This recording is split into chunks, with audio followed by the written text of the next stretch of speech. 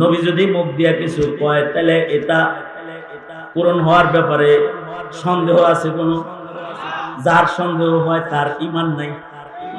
ঠিক আস্তে করে বলেন, জোরে আওয়াজ করে বলেন, নবীজির কথা বাস্তবায়ন হবে এতে কোনো সন্দেহ আছে?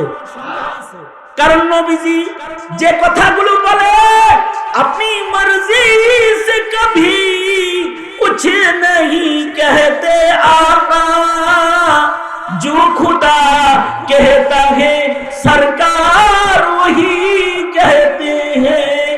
अपनी मर्जी से कभी कुछ नहीं कहते आका, जो खुदा कहता है सरकार वही कहते हैं। আমার নবী তাই বলে যেটা বলে আল্লাহ, আমার নবী তা বলে যেটা বলে কে? জোরে আওয়াজ করে বলেন, আরো জোরে আওয়াজ করে বলেন। আমার নবীর কথা কার কথা? আসলে আমার নবীর কথা আল্লাহর কথা, আল্লাহর কথা। কারণ নবীজি নিজের থেকে কিছুই বলে না।